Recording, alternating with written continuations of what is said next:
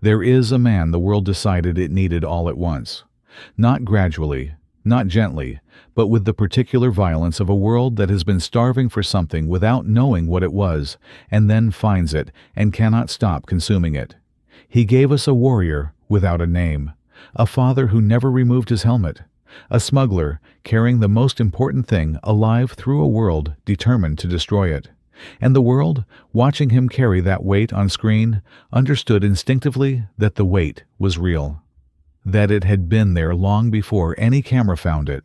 That this man, who arrived at fame so late it felt like a miracle, had been preparing for it in ways that had nothing to do with craft and everything to do with survival. But here is what the world that loves Pedro Pascal does not fully know. The man you see on magazine covers and red carpets and late-night shows, the man they call the Internet's father, the man who looks at every interviewer with a warmth so total it seems almost physically impossible, that man was forged in a crucible most people would not survive.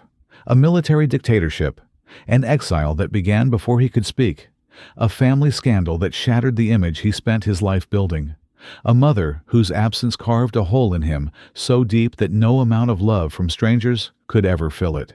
And decades, not years, but decades, of an industry telling him in every language available that he was not enough. He finally became the most beloved man on earth at 39 years old. 39. Think about what that means. Think about the years, the auditions, the roles that went to someone else. The decade he spent barely paying rent in New York, while the city chewed on him the way cities chew on everyone who refuses to leave. What does that kind of persistence cost a person? What does it leave behind? And now, at 50, the question nobody is asking loudly enough is this. What happens to a man who carries everyone else's burdens on screen so beautifully, so completely, that the audience forgets to ask about his own? Leave your thoughts below. Because before we answer that, we need to go back. All the way back to a country that tried to erase the family that made him. His name at birth was José Pedro Balmaceda Pascal. Not Pedro Pascal the star. Not the Mandalorian. Not Joel. Just José, born on April 2, 1975, in Santiago, Chile, to two people who believed that the wrong beliefs in the wrong country at the wrong moment in history could get you killed. And they were right. His father, José Balmaceda, was a physician, a man of learning and ambition and genuine intellectual distinction. His mother, Veronica Pascal Ureta, was a child psychologist, a woman who had devoted her professional life to understanding the inner worlds of people too young to articulate what was hurting them. They were educated, passionate, and deeply committed to a Chile that was being murdered by its own government. General Augusto Pinochet had seized power in September 1973 in a coup that shook the continent, overthrowing the democratically elected Salvador Allende and installing a military regime that would torture, disappear, and execute thousands of its own citizens in the years that followed. Pedro Pascal was not yet born when the coup happened, but the world he was born into was already broken. His parents were anti-Pinochet activists, not in the abstract, comfortable way that people describe political convictions from a safe distance, but in the specific, documented, dangerous way that puts names on government lists. They spoke out. They organized. They believed that silence in the face of state violence was its own kind of complicity. And in Pinochet's Chile, that belief was not an ideology. It was a sentence, delivered not all at once, but in the slow tightening of a fist around everything you held dear.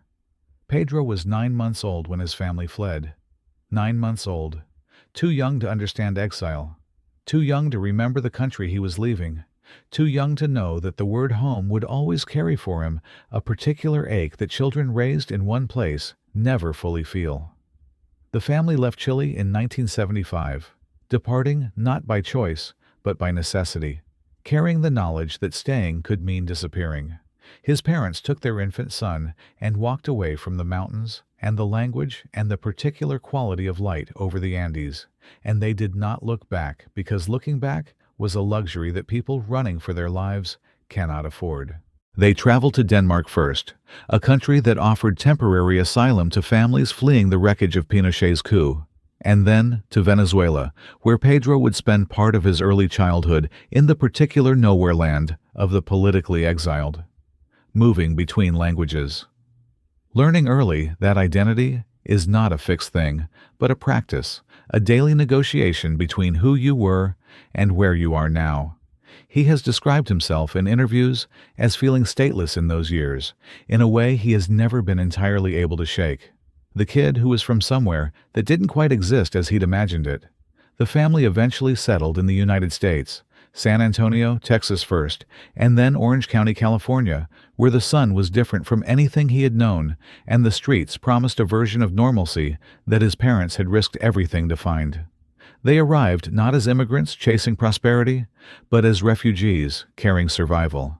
And Pedro Pascal grew up in that particular space between two worlds, between the Chile he had never consciously known and the America that was supposed to be his now, learning with the intuition of child. But here is what the world that loves Pedro Pascal does not fully know. The man you see on magazine covers and red carpets and late-night shows, the man they call the Internet's father, the man who looks at every interviewer with a warmth so total it seems almost physically impossible. That man was forged in a crucible most people would not survive.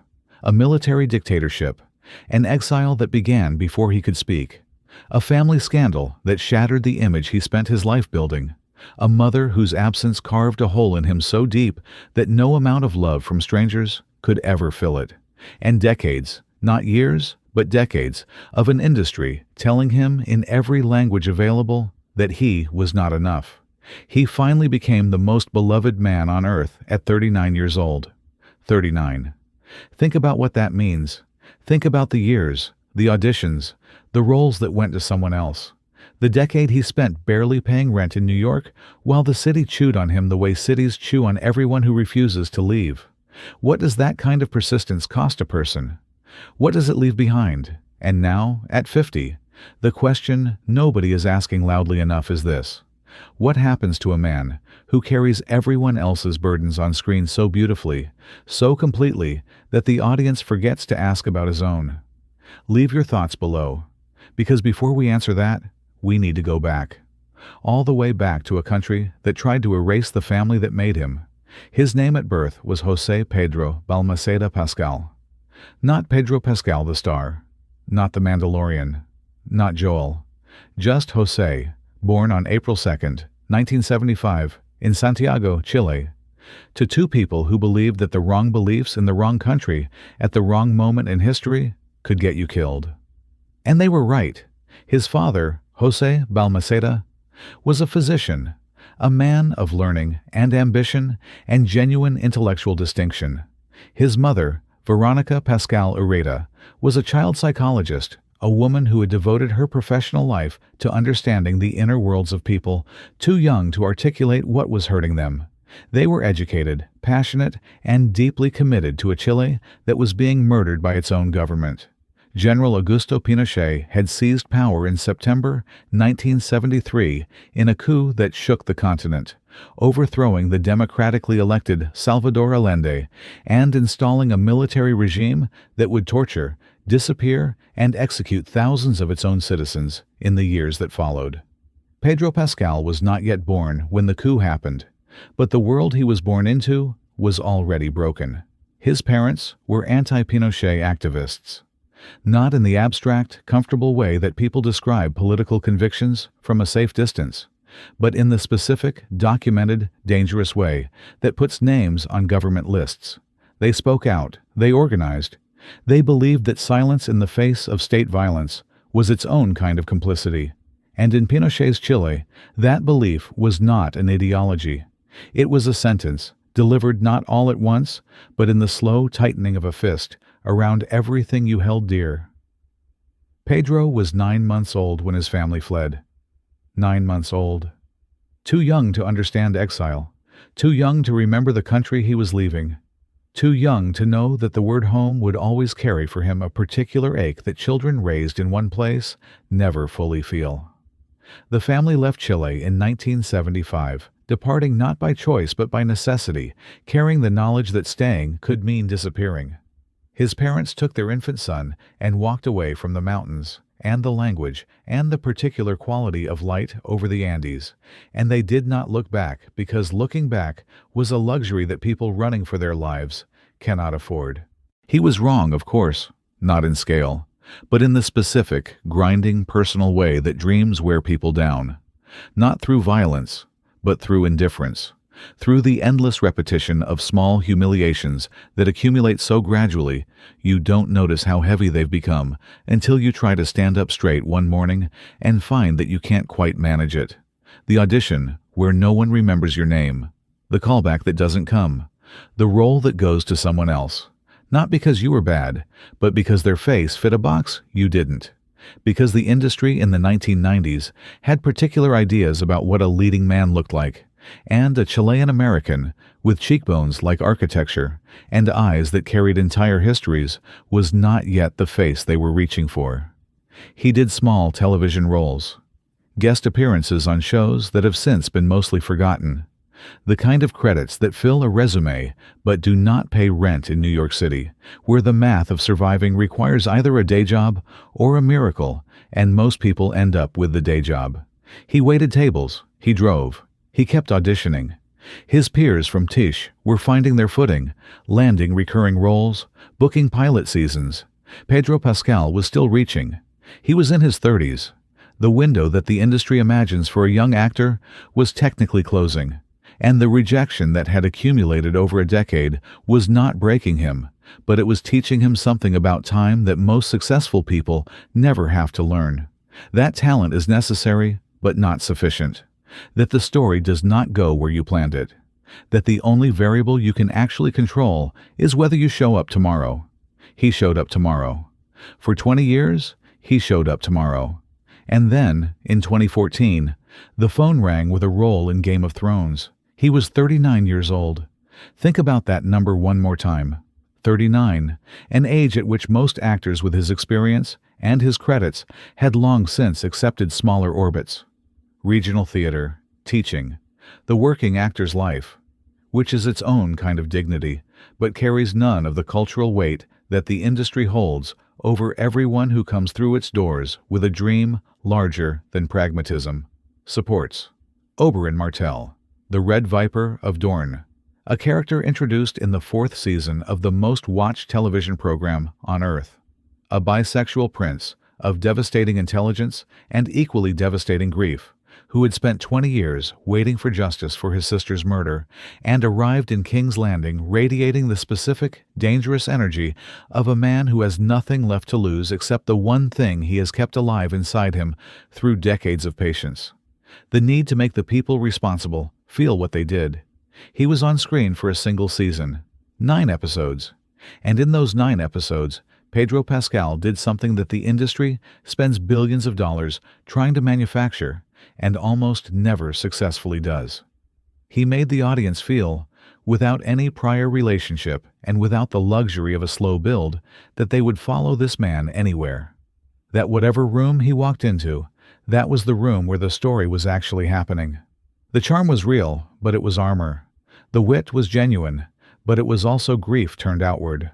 The sexuality was completely unperformed, neither straight nor complicated, just entirely natural in the way of a character who has never once organized his desires around what a room expected of him. It was a performance of total freedom from self-consciousness, which is one of the hardest things an actor can achieve, and Pedro Pascal achieved it in a role that most of his contemporaries had probably been offered and passed on because it came with a predetermined ending too brutal to risk. When Oberyn Martell died, and the manner of his death was so sudden and so viscerally violent that it became one of the most discussed television moments of its decade, the internet mourned in a way that had very little to do with fiction. People were not sad about a character. They were sad about the specific, irreplaceable quality of what Pedro Pascal had brought to that character. The way his grief was always just beneath the surface of his swagger. The way his love for his family, his partner, his niece and nephew was the truest thing he ever said. And the last thing. Awards nominations followed. Attention followed, and then Game of Thrones moved on, as television always does. And the question became what Pedro Pascal would do with the door that had finally, after 20 years, cracked open. What came next was another chapter of proving himself, this time at a higher altitude and with considerably more to lose. Narcos, Netflix, 2015. He played Javier Peña, a DEA agent navigating the Colombian drug war with the particular moral complexity of a man who is simultaneously fighting for justice and embedded in systems that make justice an almost theoretical concept. Where Oberyn had given him a stage for charisma, Narcos required something harder: stillness, the specific, controlled interiority of a performance in which the most important things happening are the ones the character is not saying. Playing a man who has watched the worst of what human ambition produces and has found a way to keep going that does not require him to feel good about himself. He did it without vanity and without excess, and without the kind of actorly flagging that reminds audiences they are watching a performance. Critics who had already noticed him in Game of Thrones began using a different vocabulary.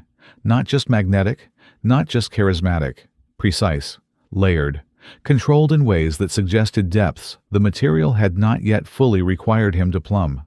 But it was still not the moment that would define him. That moment came wearing Beskar armor. The Mandalorian launched in November 2019, alongside Disney's new streaming platform, and with it arrived something genuinely unprecedented in blockbuster entertainment. A leading performance delivered almost entirely without a visible face. Din Djarin, the Mandalorian, wore his helmet through nearly every scene of the series. His eyes were never seen. His expression was never available to the audience. There was no face to project onto, no readable emotion to follow. There was only a voice, a posture, and the particular physical grammar of a body that had chosen, over the course of a whole life organized around armor, to make one exception. For a small green creature that looked at him like he was the whole world. And it was Pedro Pascal underneath all of it. What he did inside that armor remains one of the more remarkable achievements in the recent history of screen performance. He made tenderness visible without a single readable expression.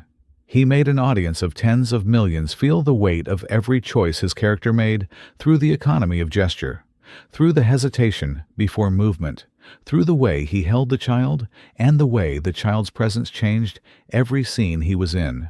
Not through dialogue, not through facial expression, but through something so fundamental it does not have a clean name: the body's knowledge that it is responsible for something it did not ask for and cannot put down. Grogu became a cultural phenomenon before the series was 3 episodes old, and Pedro Pascal, the man the industry had spent 20 years looking past, became the gravitational center of the most discussed entertainment property on Earth. He was 44 years old. The Mandalorian made him famous. The Last of Us made the world feel that it already knew him. Joel Miller is not a hero. That is the point of the story, and the reason it carries the devastating weight it does. He is a man who survived the end of the world by becoming something that the world before the end would not have recognized as survivable. Who closed himself off from love with the thoroughness of someone who has understood, experientially, how much love can cost. Who is given a second chance by a teenage girl who needs him to be something he no longer believes himself capable of being.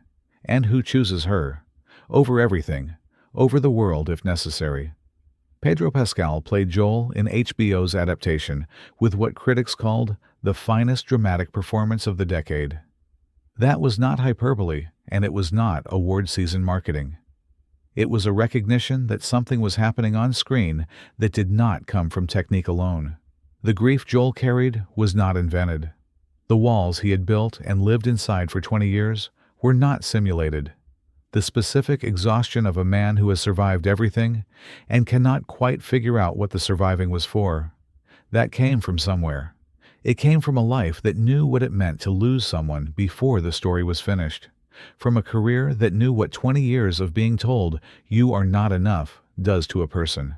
From a childhood that knew that the ground can disappear without warning and the only inheritance worth anything is learning how to stand up again. He won the Golden Globe. He sat on stages and said thank you with that warmth that had become his signature. The warmth that makes everyone in the room feel briefly that they are the only person in it. The industry that had spent 2 decades finding reasons to look past him could not look away, and almost nobody asked what it cost, because that is the agreement the world makes with the people it loves too much. You give us the warmth, we will not ask about the cold. Stop for a moment and consider this. Have you ever watched a performance and understood, not intellectually, not analytically, but in your body, that what you were seeing was not pretend? That the actor had reached somewhere genuinely real to find what they were giving you? Tell us in the comments, because that question is the heart of what Pedro Pascal does and the reason the world cannot stop watching him do it. The internet had, by this point, made a declaration about Pedro Pascal that it had never quite made about anyone before. Not a celebrity, not a romantic lead, not an icon in the traditional distant sense of the word. A father figure? The memes came first, as they always do.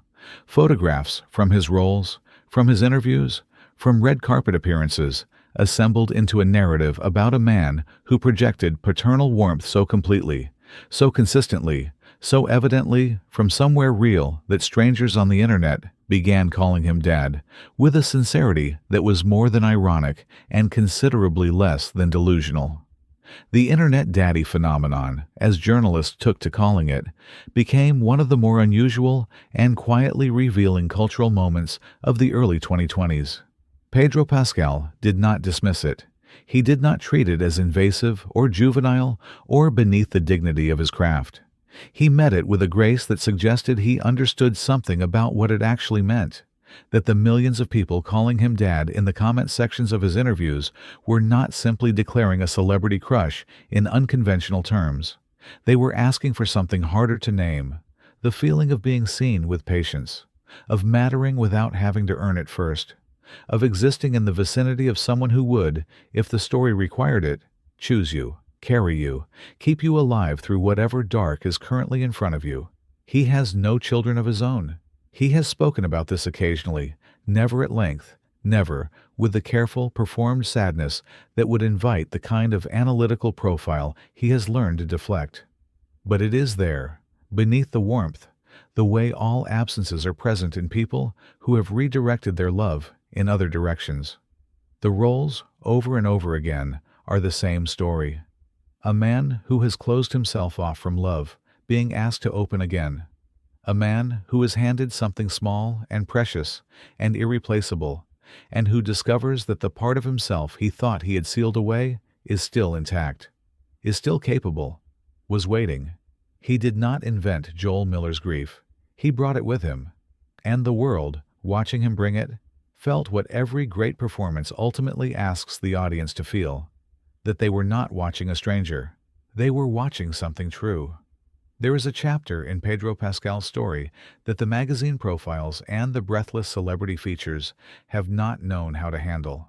Not because it is secret, because it is complicated in a way that does not reduce to a clean narrative, does not resolve into a lesson, and demands of anyone who encounters it the uncomfortable work of holding two completely incompatible truths about the same person. His father, Dr. Jose Balmaceda, was a fertility specialist of genuine accomplishment, a man who had built a serious scientific career in the years following the family's exile from Chile. He became a founding member of the Center for Reproductive Health at the University of California, Irvine, a researcher of real distinction in a field dedicated to helping people who desperately wanted children find a path to parenthood. By any professional accounting, he had made something extraordinary of a life that began in political displacement and arrived at the rooms of one of the country's leading research institutions. In the early 1990s, federal investigators began examining the UCI fertility clinic. What they found became one of the largest fertility fraud scandals in American history. Eggs and embryos had been removed from patients without their knowledge or consent, transferred to other patients, used in procedures that the women who provided them had never authorized, were never told about, and in some cases would not learn about for years. Women who had trusted this clinic with the most intimate and vulnerable kind of hope discovered that the most private physical material of their lives had been taken from them without permission. The sense of violation, compounded by years of not knowing, was profound and irreparable. Dr. Balmaceda was among those investigated. He was charged, and before the American legal proceedings could be resolved, he returned to Chile. For Pedro Pascal, who was in his 20s and building his acting career in New York when this became public, it was not an abstraction. It was his father, the man who had taught him, through the specific testimony of his own life, that standing up to authoritarian systems was worth risking everything, who had fled a military dictatorship rather than be complicit in its violence, who had built, in the years since that original exile, a career dedicated, or so it had appeared, to helping people, and who had done something to other people, to women who had trusted him with the most fundamental kind of hope that could not be reconciled with any of the things his son had believed about him. He has not spoken about this in public in any extended way. The silence is its own kind of answer, the kind that anyone who has ever been required to hold two completely incompatible truths about someone they love will recognize immediately. The father who taught you what it meant to have the courage of your convictions, and the father who failed someone else, entirely and catastrophically, in ways that no amount of prior courage cancels. Both things true, both real, both requiring a response that no available language is adequate to. The ground shifted again. It always did.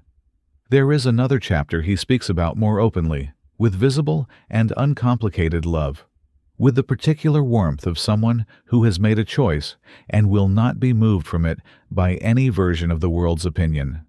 His sister Lux Pascal came out publicly as a transgender woman in 2021 in an interview with a Chilean magazine that announced not only her identity, but her joy.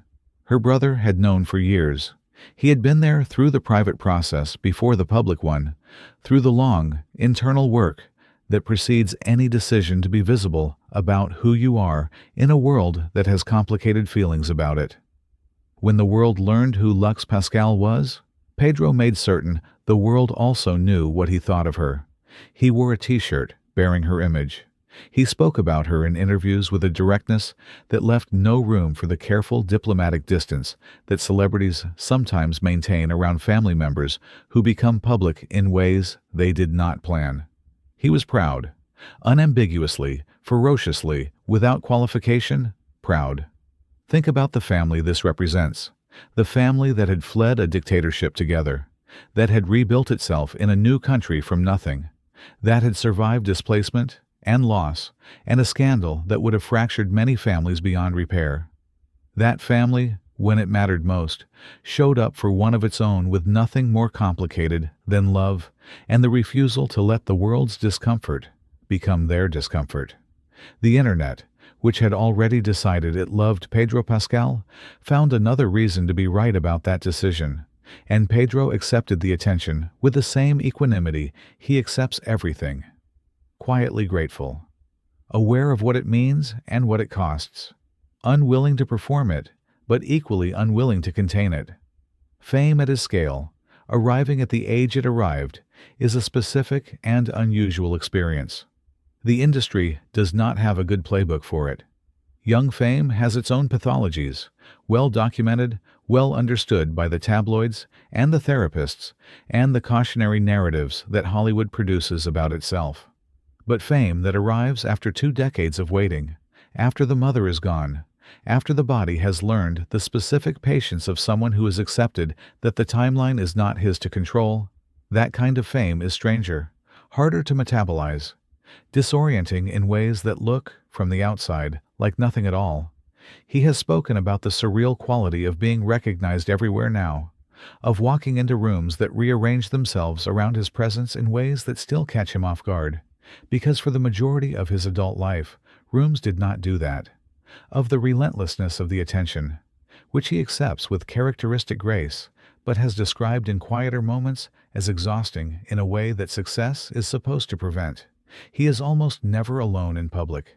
He is surrounded by the apparatus that fame requires, the choreography of appearances and obligations, and the industry's constant need for his face and his warmth, and the thing he generates so effortlessly. And he gives, he signs things, and takes pictures, and says kind words to people who approach him in airports and restaurants, with expressions that carry too much emotion for a brief interaction. He does not dismiss them. He receives them fully. He stays, and then he goes home, to the particular quiet of a man who has no children, no publicly visible partner, no anchor in his private life that the world can point to and say, there, that is where he belongs. His belonging is to his roles and to his sister, and to a privacy he defends not with hostility, but with the gentle, absolute refusal to give the cameras any room they have not been invited into. Have you ever wondered what it costs to be the person in the room that everyone most wants to be near? To be the warmth that everyone reaches toward, while you yourself are reaching for something quieter, harder to name, and much harder to find?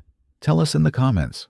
Because that is the question Pedro Pascal's presence raises in everyone who looks past the surface of his smile. The physical cost is real, and he has acknowledged it with characteristic understatement. The Mandalorian required hours in armor daily under production conditions that the audience is never shown. The Last of Us was filmed at an emotional intensity that left the cast visibly changed. He has spoken about carrying certain scenes home and not being able to put them down, about crying between takes in ways he could not always control, about the specific vulnerability of a performance that asks you to access your actual grief rather than a simulation of it, and the days afterward when you have to go looking for it again because you gave it all away and the cupboard is empty. He is 50 years old. His body carries the mileage of a career that did not find its full velocity until its third decade. The industry that now depends on him at this level does not slow down for mileage. He does not complain about this, but those who work closely with him describe a man who has a particular and hard-won awareness that this chapter has an unknown length, that each role at this scale is a gift that could not have been predicted and cannot be promised to continue, that the window is real even when you cannot see its edges. He has spoken about mortality in interviews with a frankness that startles people who expect celebrities to perform in vulnerability. Not morbidly. With the calm of someone for whom death is not the terrifying abstraction it remains for those who have not been introduced to it personally. He thinks about time, about what he wants to give, and to whom, about what he will leave behind in a life that has not produced children, and has produced instead characters, performances, moments that the people who watch them will carry forward in ways he will never fully know. He wonders sometimes if that is enough. At 50, Pedro Pascal is the most beloved figure in entertainment. That sentence is not hyperbole, and it is not marketing language. It is, as best as any available measure can tell us, something close to accurate. And yet, at 50, he is also a man standing in a particular kind of solitude that fame does not fix and attention does not touch, and no amount of warmth from strangers can entirely address. He came from a country that tried to erase his family. He came from a mother who did not live to see what her son became. He came from a father whose story does not resolve into the lesson Pedro carried from childhood. He came from 20 years of an industry telling him to be patient, and he was patient, and the patience was real, and the cost of it was real, and now there is no one standing at the finish line who remembers the starting line the way he does. His sister is there, and she is enough for whole chapters of this story. But beneath the warmth, quiet, and long-lived and entirely his own, there is a grief that the magazine covers do not photograph, and the interviewers do not reach, not because they do not sense it, but because the warmth is so total, so genuinely given, so entirely without performance, that sitting with what lives behind it feels like an intrusion neither the interviewer nor the audience has been invited to make. The man the whole world calls a father figure never had a mother long enough. The man who carries every lost child across every screen in the world lost something of his own that no amount of applause has ever fully honored. And here is what Pedro Pascal's story ultimately offers us, if we are willing to receive the lesson rather than simply the warmth, that the people who survive exile carry their homeland in their bodies, not as nostalgia, not as politics, but as a specific readiness for loss that makes them more present than people who have always felt safe, more attentive, more capable of staying when staying is hardest, more aware of the precise weight of everything they are holding because they have never once been able to take for granted that they would be allowed to keep it. That 20 years of rejection, when you refuse to let it calcify into bitterness, becomes a kind of depth that instant success could never produce. The actor who waited until 39 carries in every performance everything that the actor who arrived at 22 has not yet had time to learn. That patience is not weakness. That the long road teaches things the short road cannot. That the difference between a face and a presence is measured not in talent, but in what a person has been required to carry. That the warmth people feel from Pedro Pascal is not manufactured. It is not the product of media training or carefully managed access. It is the warmth of a man who knows what cold is, who grew up watching his parents choose conviction over safety, who lost his mother before she could see him become what she believed he was capable of, who stood in front of thousands of closed doors and knocked again the next morning, not because he was certain it would work, but because stopping felt like a larger betrayal than failing, and that the man beneath the Mandalorian's helmet, beneath Joel Miller's grief, beneath the warmth the internet has decided belongs to everyone, is still, at 50, in the middle of his own story, still carrying his history the way all children of exile carry theirs, not as a wound, as a compass. He knows where he came from. He knows what was taken. He knows what was earned. And if you have ever watched him hold something small and precious and fragile and walk into the dark to keep it safe, you already understand something about him that no biography can fully translate. He is not playing the protector. He is remembering what it felt like to need one. If this story moved you, if something in Pedro Pascal's journey reflected something true about your own, leave a like. Subscribe for more untold stories about the people who shape our world. And leave a comment with the one moment in this story or in anything you have ever watched him do that stopped you completely cold. Because the greatest performers do not show you a character. They show you a truth. And Pedro Pascal's truth carried across 20 years of closed doors and across the distance between a country that tried to erase his family and a world that cannot get enough of him, is one of the most extraordinary ones the entertainment industry has ever produced. He survived, he waited, he arrived, and what he brought with him was everything.